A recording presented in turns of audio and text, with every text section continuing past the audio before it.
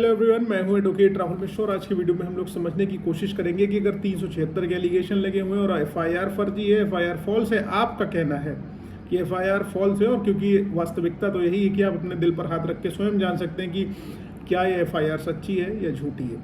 तो अगर एफआईआर आपके वर्जन के हिसाब से झूठी है तो ऐसी कंडीशन में उस फॉल्स एफआईआर से निकलने का तरीका क्या है।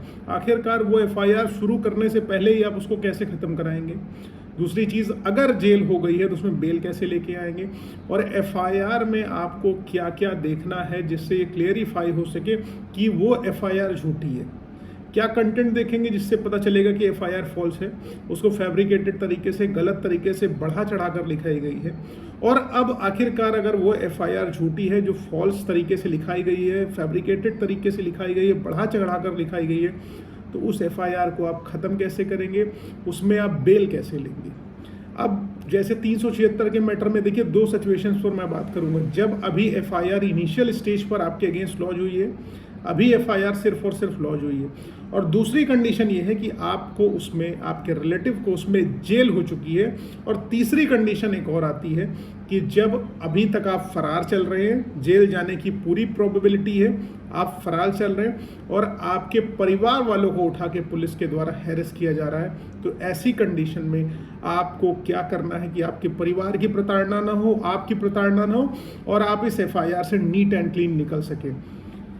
वीडियो स्टार्ट करूं उससे पहले मेरी आप लोगों से रिक्वेस्ट है कि अगर आप लोग चैनल पर नए हैं या पहली बार आ रहे हैं या अभी तक आप लोगों ने इसे सब्सक्राइब नहीं किया तो प्लीज़ सब्सक्राइब करिएगा।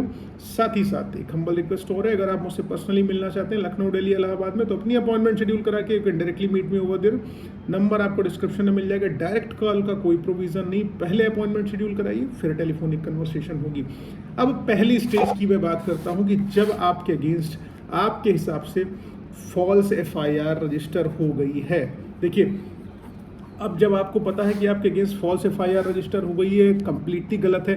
फॉल्स एफआईआर का मतलब भले आपके बीच में और लड़की के बीच में शारीरिक संबंध बने हो, आप लोगों ने कंसेंशुअल सेक्स किया हो, एक दूसरे के साथ आप आपसी सहमति से संभोग कर रहे हो और सेक्सुअल रिलेशनशिप आप दोनों ने एस्टैब्लिश करी हुई है, आप दोनों ने आपसी सहमति से ब्रेकअप किया, ठीक है, मैरिज तक बात नहीं जाएगी, सारी चीज़ें सही हैं, ठीक है, यहाँ पर चीज़ें हो गई। अब इसी दौरान लड़के की कोई सरकारी नौकरी लग जाती है या कुछ उसको अच्छी प्रॉपर्टी मिल जाती है या कोई ऐसा इंसिडेंट होता है जिससे दोनों लोगों के बीच में मनमुटाव बढ़ जाता है या मॉनेटरी लेन देन हो जाता है, तो उस कंडीशन में लड़कियां जर्नली, जिनको फॉल्स लिखानी होती है, झूठी एफआईआर लिखा देती हैं, इन्होंने मुझे मानसिक प्रताड़ना करते हुए लंबे समय तक मेरा शारीरिक शोषण किया, शादी का झांसा दिया, ये सारी की सारी चीज़ें होती हैं। अब शादी के झांसे वाले बात को लेके कई लोग इसमें मेरे वीडियोस पर टिप्पणी भी महिलाएं करती हैं कि सारा आप जैसे वकीलों की वजह से लड़कियों को दबाया जाता है। नहीं, ऐसा कुछ नहीं है। मैं कह रहा हूँ कि मेरे जैसे वकीलों की वजह से लड़कियों को बचाया जाता है या उनकी रक्षा करी जाती है, क्योंकि जो फर्जी केस कर रहे हैं मैं उनके खिलाफ हूँ।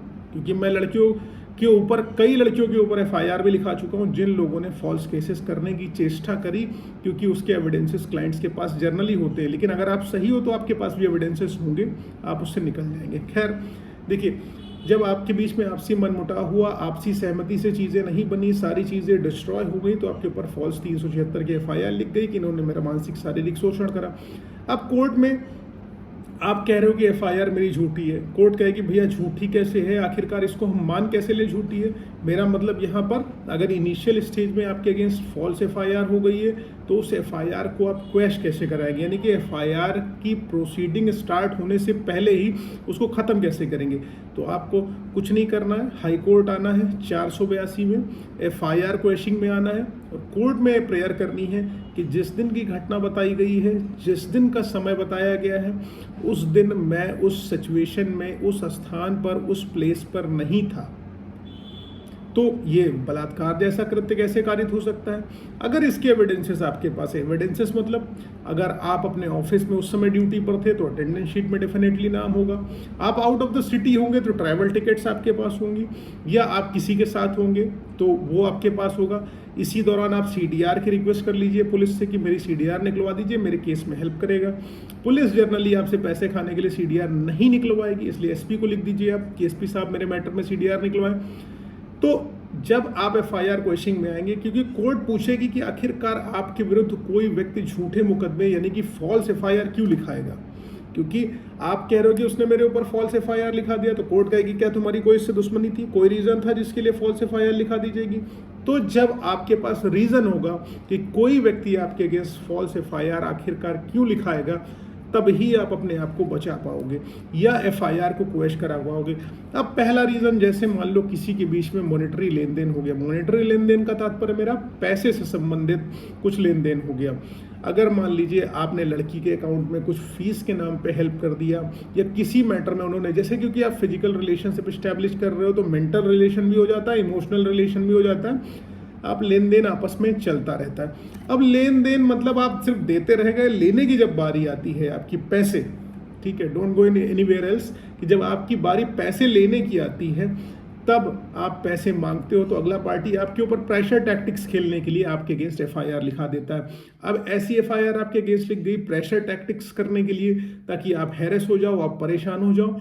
तो जहां पर आप पहले पैसे मांग रहे थे, अब आपकी बारी उल्टा पैसे देने की आ जाएगी कि दो भैया, जिसने 376 की एफआईआर लिखा दी पूरी जिंदगी जेल में बीतनी पड़ेगी, इसलिए मैं ये मुकदमे वापस ले रहा हूं, तुमसे पैसे भी नहीं मांगूंगा, लो और पैसे ले लो। वहां पर कौन जीत गया?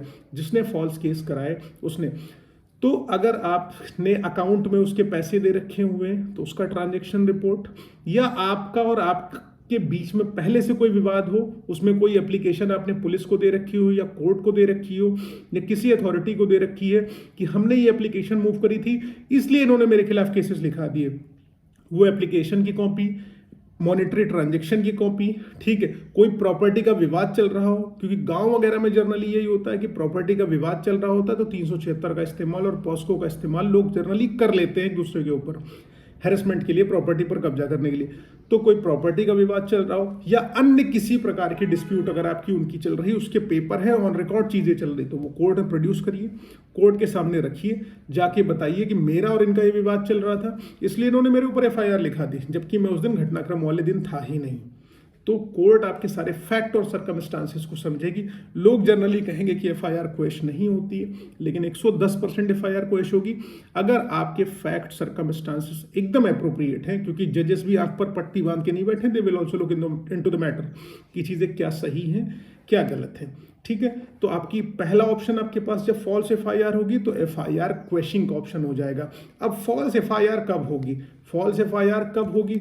जब, देखिए, सबसे पहली चीज ये ध्यान रखिए, फॉल्स 376 की एफआईआर उस स्थिति में होगी जब एफआईआर साल, 1.5 साल डिले लिखाई गई है, 6 महीना, 5 महीना, 2 महीना, 3 महीना घटना के डिले लिखाई गई है। अब जानबूझ के डिले एफआईआर इसलिए लिखाई जाती है ताकि उसका मेडिकल लड़की को ना कराना पड़े। जहां पर डिले एफआईआर होगी वहां पर मेडिकल नहीं कराना पड़ेगा। जब मेडिकल नहीं कराना पड़ेगा, सिर्फ ओरल टेस्टिमनी के बेसिस पर लड़के को जेल हो जाएगी, ऐसा सोचते हैं लोग, लेकिन ऐसा नहीं है। जहां पर, क्योंकि देखो, रेप तो डेफिनेटली प्राइवेट ऑफेंस है, हमेशा प्राइवेट प्रेमाइसेस पर होता है, इसका कोई आई विटनेस नहीं होता, एकदम फैक्ट है ये।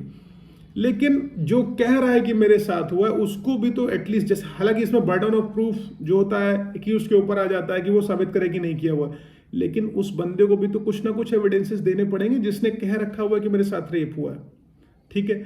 जब फॉल्स एफआईआर होगी तो आप समझ लेना डिले एफआईआर होगी, ठीक है, देर से एफआईआर कराई होगी। दूसरी चीज, उसमें मेडिकल नहीं होगा।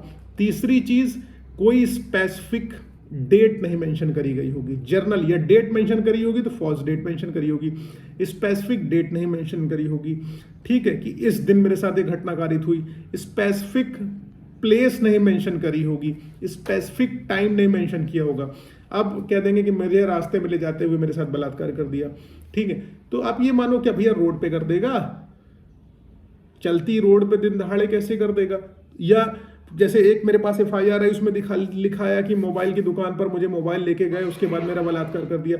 तो ये चीज़ें प्रैक्टिकली संभव नहीं है कि मोबाइल के शॉप पर हो गया। आपको जिस होटल में लेके गए, अगर आप उस होटल का विवरण देने में असमर्थ हैं, उस होटल के बारे में बताने में असमर्थ हैं, उस लोकेशन के बारे में बताने में असमर्थ हैं, तो ये कहीं ना कहीं माना जाएगा कि एफआईआर कंप्लीटली क्वेश्चनेबल है और फॉल्स है। तो झूठी एफआईआर का कॉन्सेप्ट समझ लीजिए तब होगी जब specific date, time, place, role identified नहीं होगा, तब एफआईआर झूठी होगी। तो इस कंडीशन में आपकी एफआईआर क्वेश्चनेबल होगी और बेल मिल जाएगी।